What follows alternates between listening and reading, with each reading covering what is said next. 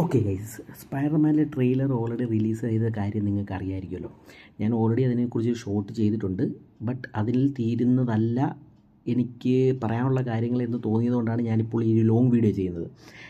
എനിക്ക് സ്പൈഡർമാൻ മൂവീസിലെ ഏറ്റവും ഇഷ്ടപ്പെടുന്ന സ്പൈഡർമാൻ എന്ന് പറയുന്നത് ആൻഡ്രൂ ഗാർഫീൽഡിൻ്റെ ദ അമേസിങ് സ്പൈഡർമാനാണ്. അത് സ്പൈഡർമാൻ്റെ കാര്യമാണ്.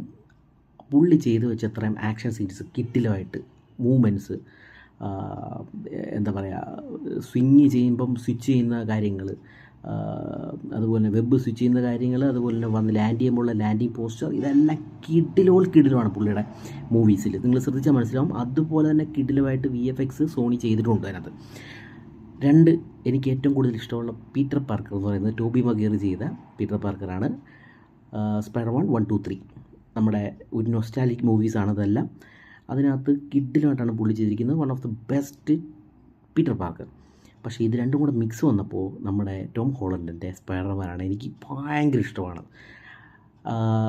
അത് ടീനേജ്, ലൈക്ക് ഇത് പുള്ളിക്കാരൻ സ്കൂളിലാണ് പഠിക്കുന്നത്. അതിൻ്റേതായിട്ടുള്ള കുസൃതികളും കാര്യങ്ങളും ഉണ്ടായിരുന്നു ഫസ്റ്റ് മൂവീസിൽ, സെക്കൻഡ് മൂവീസിലും എല്ലാം.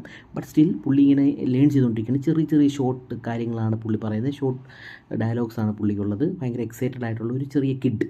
പക്ഷേ അതിൽ നിന്ന് പുള്ളി മെച്യൂർ ആവുന്ന ഒരു ലെവലിലോട്ടുള്ളൊരു മൂവിയായിട്ടാണ് ഇത് എനിക്ക് ഫീൽ ചെയ്തത്. കാരണം ബാക്കി എല്ലാവരും മരിച്ചുപോയി, ഇപ്പോൾ അയൺമാനും ഇല്ല, ആരുമില്ല. അപ്പോൾ പുള്ളിയാണ് ഇനി ടേക്ക് കെയർ ചെയ്യേണ്ടത് ഇനിയുള്ള കാര്യങ്ങൾ. അപ്പോൾ പുള്ളിക്ക് ഇനി എന്തൊക്കെ ചെയ്യാൻ പറ്റും എന്നുള്ളതാണ് ഇതിനകത്ത് എക്സ്പ്ലോർ ചെയ്യാൻ പോകുന്നതെന്നാണ് എനിക്ക് തോന്നിയിട്ടുള്ളത്. പിന്നെ മറ്റുള്ള മൂവീസ് നോക്കുമ്പോൾ സ്പൈഡർമാൻ 1, 2, 3 പുള്ളി ഒരു ജോബ് വേണ്ടി അലഞ്ഞുകൊണ്ടിരിക്കുന്ന ഒരു ഫോട്ടോഗ്രാഫറായിട്ട് നോക്കിക്കൊണ്ടിരിക്കുകയായിരുന്നു.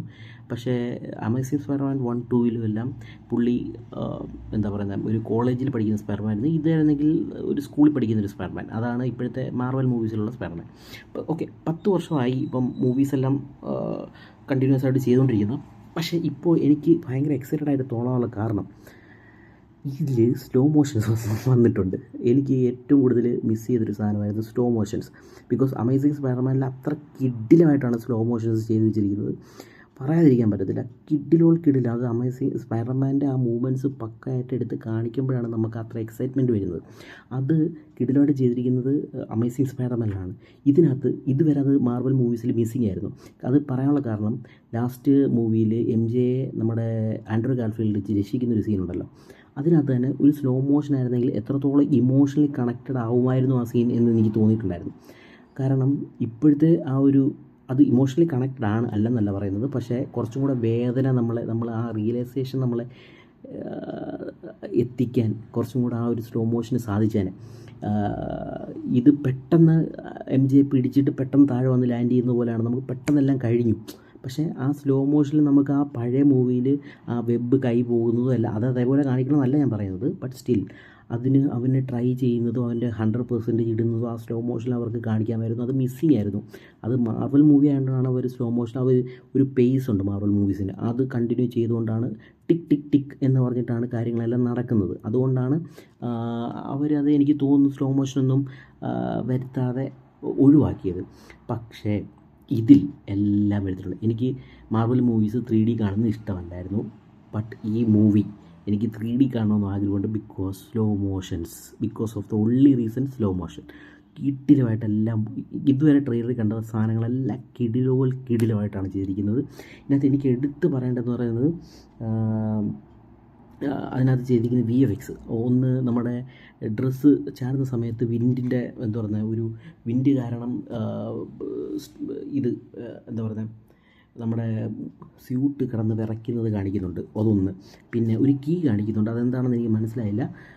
മേ ബി റെസ്പോൺസിബിലിറ്റിയെ സൂചിപ്പിക്കുന്ന എന്തെങ്കിലും ഗവൺമെൻറ് അവന് കൊടുക്കുന്നതോ വല്ലതും ആയിരിക്കാം. എനിക്ക് അങ്ങനെയാണ് തോന്നിയിട്ടുള്ളത്. അടുത്തതെന്ന് പറയുന്നത് നമ്മുടെ പണിഷറിൻ്റെ എൻട്രി.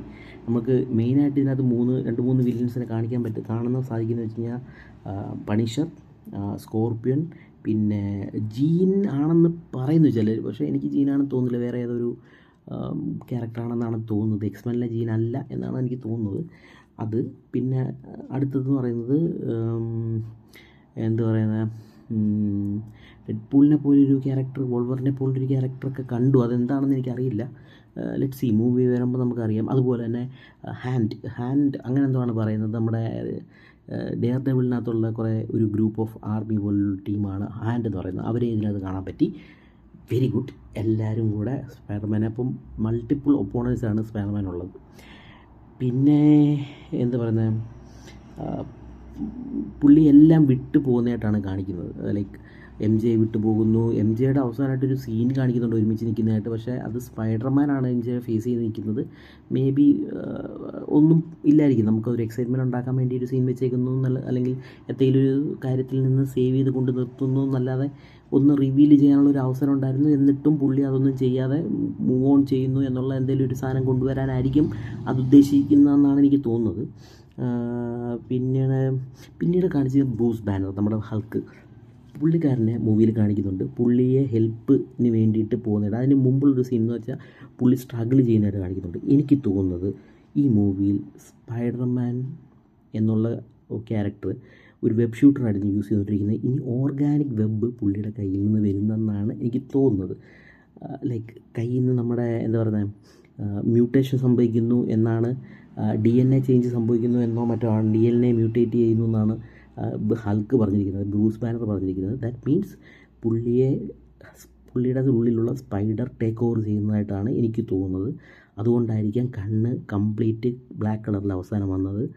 കയ്യിൽ നിന്ന് ഓട്ടോമാറ്റിക്കായിട്ട് വെബ് വരുന്നു. ഇനി പുള്ളിക്കാരനെ മറ്റേ വെബ് ഷൂട്ടേഴ്സ് ഇല്ലാതെ ഷൂട്ട് ചെയ്യാൻ പറ്റും വെബ്. അത് ഒരു വലിയൊരു അപ്ഡേറ്റാണ്. അത് കിഡിലുമായിട്ട് അത് ട്രെയിലറിനകത്ത് കാണിച്ചിട്ടുണ്ട്. എൻ്റെ ഓർമ്മ ശരിയാണെങ്കിൽ ഏതോ ഒരു കോമിക്കിനകത്ത് വെബ് ഷൂട്ടർ കയ്യിൽ തീർന്നു പോവുകയും പിന്നെ എം ജെ അതെടുത്തുകൊണ്ട് കൊടുത്തിട്ട് റീഫിൽ ചെയ്തിട്ട് ഫൈറ്റ് ചെയ്യുന്ന അങ്ങനെ എന്തൊക്കെ ഒരു സംഭവം ഉണ്ടായിരുന്നു എന്നാണ് എൻ്റെ ഓർമ്മ. ബട്ട് അത് ഇനി അവർ എടുക്കുന്നുണ്ടായിരിക്കില്ല, because organic web shooters obviously. ഞാൻ ആദ്യം വിചാരിച്ചു വെനമാണെന്ന്, ബട്ട് വെനമല്ലെന്നാണ് എനിക്ക് തോന്നുന്നത്. കണ്ണെല്ലാം കറുത്ത് വന്നത് അത് എനിക്ക് തോന്നുന്നു ഈ ഉള്ളിലുള്ള സ്പൈഡർ ടേക്കോർ. അത് അങ്ങനെ പറയാനുള്ള കാരണം എന്ന് വെച്ച് കഴിഞ്ഞാൽ സ്പൈഡേഴ്സിന് 3 ലൈഫ് സൈക്കിൾസ് ഉണ്ട് എന്ന് എടുത്ത് പറയുന്നുണ്ട്. അപ്പോൾ ഒന്നാമത്തെ ലൈഫ് സൈക്കിൾ കഴിഞ്ഞിട്ടുള്ള രണ്ടാമത്തെ ലൈഫ് സൈക്കിളിലേക്ക് തുടക്കമായിരിക്കും ഇത്. അതുപോലെ ഇൻ ബിറ്റ്വീൻ അതങ്ങനെ ചേഞ്ച് ചെയ്യുന്ന സമയത്ത് അവർ വൾനറബിൾ ആണെന്ന് പറയുന്നുണ്ട്. അപ്പോൾ ഇങ്ങനെയുള്ളൊരു ചേഞ്ച് നടക്കുമ്പോൾ സ്പൈഡർമാൻ നേരിടേണ്ടി വരുന്ന ത്രെട്ടുകളെക്കുറിച്ചായിരിക്കും ഈ മൂവി പറയുന്നത്. ഓക്കെ, അതാണ് മെയിനായിട്ടുള്ള കാര്യങ്ങൾ. പിന്നെ ഈ പറഞ്ഞ പോലെ ഓർഗാനിക് വെബാണ് എന്നെ കൂടുതൽ എക്സൈറ്റഡ് അയച്ചതും അതുപോലെ തന്നെ നമ്മുടെ സ്ലോ മോഷൻസ് അത് ഭയങ്കരമായിട്ട് എനിക്കിഷ്ടപ്പെട്ടു. VFX കിഡിലുമായിട്ട് വന്നിട്ടുണ്ട്, വരട്ടെ. പിന്നെ എന്താണ് പറയുന്നത്, ഇത് അവസാനം എഴുതി കാണിക്കുന്നത് റീബർത്ത് എന്നാണ്. That means A new Spiderman is in the making. May be നമുക്ക് അങ്ങനെ പറയാം. നമുക്ക് എന്തോ ഒരു പുതുമ, എന്തോ ഉള്ളൊരു സാധനം എന്തായാലും അവർ കാത്തു വെച്ചിട്ടുണ്ട്. സ്പൈഡർമാൻ്റെ സ്യൂട്ട് മാറിയിട്ടുണ്ട്, കാണുമ്പോൾ കുറച്ചും കൂടെ അമേസിങ് സ്പൈഡർമാനെ ഓർപ്പിക്കുന്ന തരത്തിലുള്ള ഒരു ബ്ലൂ ആണ്, അല്ലെങ്കിൽ തിളങ്ങുന്ന ടൈപ്പിൽ ഓഫ് ഒരു റെഡാണ് അതിനകത്ത് യൂസ് ചെയ്തിരിക്കുന്നത്. അയൺമാൻ ഇല്ലാത്ത ഒരു സപ്പോർട്ടില്ലാത്ത സ്പൈഡർമാൻ ഇനി എങ്ങനെ പോകും എന്ന് നമുക്ക് കാണാം. ഭയങ്കര എക്സൈറ്റഡ് ആണ് മൂവീസിന് വേണ്ടി. എനിക്ക് ഇതുവരെ ആക്ച്വലി ട്രെയിലർ ഇറങ്ങി കഴിഞ്ഞപ്പോൾ, അതിന് മുമ്പ് എനിക്ക് വലിയ എക്സൈറ്റ്മെൻ്റ് ഒന്നും ഇല്ലായിരുന്നു. പക്ഷേ ട്രെയിലർ ഇറങ്ങി കഴിഞ്ഞപ്പോൾ ഭയങ്കര ഹോപ്പ്, എന്തോ something is going to happen എന്നുള്ള പറയുന്ന രീതിയിൽ ഇത് വരുന്നുണ്ട്. ഇതുവരെയുള്ള മാർവലെല്ലാം സാധനങ്ങളെല്ലാം എനിക്ക് എക്സൈറ്റഡേ അല്ലായിരുന്നു. പക്ഷേ ഇപ്പോൾ സംതിങ് ഈസ് കമ്മിങ് ബാക്ക്, ആ ഒരു ഫീൽ എനിക്ക് കിട്ടിയിട്ടുണ്ട്. ഇതിനകത്ത് എക്സൈറ്റ് ചെയ്യുന്ന വേറൊരു കാര്യം എന്ന് പറയുന്നത്, ഇതിൻ്റെ പുറകെ നമുക്ക് അവഞ്ചേഴ്സ് മൂവീസ് വരുന്നുണ്ട്. അപ്പോൾ they are cooking something, that's it. അതാണ് മെയിൻ കാരണം.